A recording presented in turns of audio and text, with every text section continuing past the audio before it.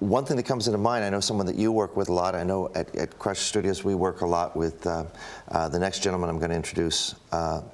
Ladies and gentlemen, let's welcome Keith Boisworth from Vero Concepts.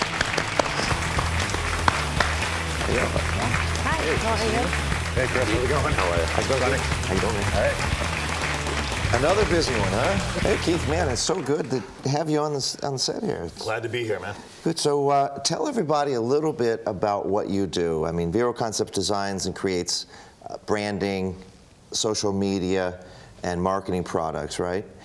Explain a little bit, I guess, about exactly what you do, and tell us how you got in the business, because it's pretty interesting to see somebody who's so much of a tech geek, you know, being on the other side. Well, I wasn't always a tech geek. I started off with my own business, needing to build a website. I was too cheap to pay for somebody, so I did it myself.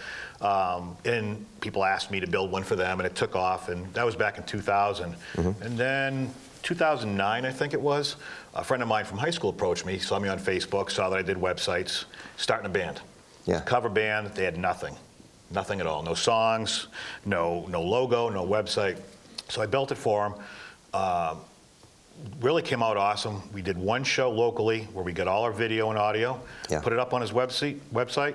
Next thing you know, Showcase Live in Foxborough was calling. Nice. I talked to the venue owner a lot, and it was because of the content and the way it was presented on the web. Yeah. News took off. So he just looked good. Yeah. Well, it's all about presentation, you know. And next thing you know, I started getting a lineup of bands that was incredible. People started calling me, and now I'm in the music business. I mean, I'm a fan of music anyway. Nice to see you. Yeah, nice to So, kind of give us a service list of what you offer. Sure. I know I covered a few things. Yeah, we do, you know, web design first and foremost, branding, which is probably one of the most important things when it comes to musicians. We do merchandise, product fulfillment. Merchandise is mainly apparel. We do a lot of stuff so it doesn't cost anybody anything. But a lot of branding, a lot of social media, just kind of working with musicians, depending upon what level they're at, and guiding them in the right direction, and making sure their online presence really looks the way it should, because first impressions count. So if I have a few, you know, if I've got a fan base and I want to sell a T-shirt and I want to sell my Chris Reddy CD, things like that, you kind of do all that fulfillment. I handle everything. You don't have to touch anything. I actually send you money, which is actually really nice. Can you send me some? I can send you money, but you got to give me something first. You know? This is great. Now, I know Chris is a client. Chris is? Yes, he is. And I looked around New England and I said, you know, who's really happening in New England for social media, for web development, for branding, for music acts? And pretty much, it's Keith. I mean, you guys own it. I mean, tell us about your clients. And well, I kind of, you know, like I said, I fell into it and it just took off. I got clients that range from people like James Montgomery, David Hull, who plays for the Joe Perry. He fills in for Aerosmith on occasion. Amazing bassist. Chris, of course. I've got fitness people like Kathy Savage, who's global. Steve Grogan. We're doing a film with him. I'm going to handle all the distribution and merchandise for that project. A lot of local bands. A lot of local bands, and I get an author. And so it's all entertainment related to a degree, but music is my passion, so I tend to gravitate more towards the musician. Yeah. Well, I know a lot of people out there, they're just getting started in music, or they're at a point in their career where they've played some clubs and things like that. They kind of want to know, okay, so before I come to you, what do I need to get together to make that happen? And then I guess the other part of that is, how much is it going to cost me? Because that's always the bottom line, and usually the limiting factor for many of us. Well, music first and foremost. I mean, you have to have a couple songs ready. You need to know what you're doing, what direction you're trying to head. Usually I recommend somebody who's just starting out and has nothing at all to at least record one quality song. You'd be surprised how many bands send me demos, and it sounds like it was recorded in a tin can in a windstorm. Right. Probably was. Maybe. Probably was. So, you know, let's get a quality recording first.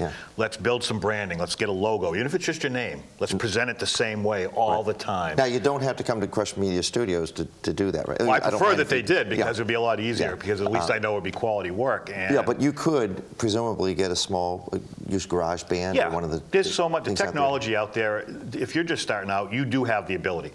if you can't afford to go into a studio, and those range anywhere from $500 to $800 per song, depends. I mean, your buddy's mother's sister's cousin could probably do it for $10, but you're going to get $10 worth of stuff. Yeah.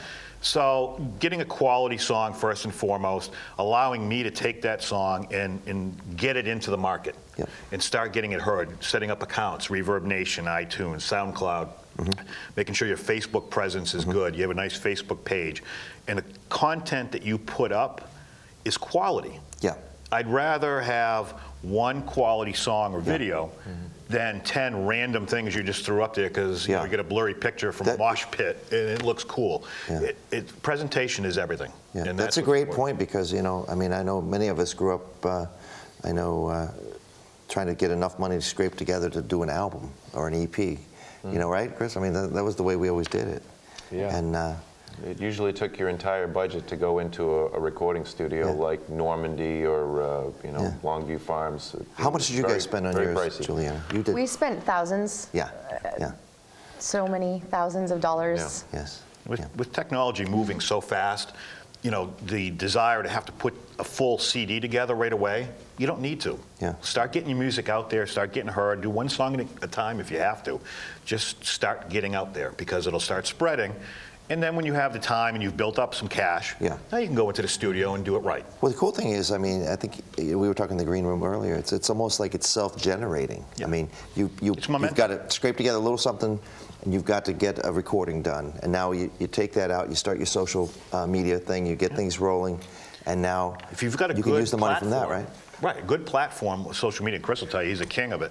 You know, good social media platform, when you go out to shows, push it. Oh, yeah. Tell people to go to your Facebook page and like it. They're going to become your fan. They're going to sign up to your newsletter. Right. You can sell some merch to generate enough money to go and produce more albums. Yeah. More songs. Well, that's great. So, well, obviously there's a lot of stuff going on. And any big projects that are jumping up in front of you here that? Well, I get the movie there with Steve Grogan. That's a huge one. Yeah. I'm trying to prep it now for hopefully a fall release to go around football time.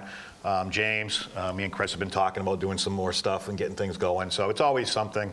I probably have 15 to 20 things going at the same time, just like everybody else. You know, there's not enough time in a day.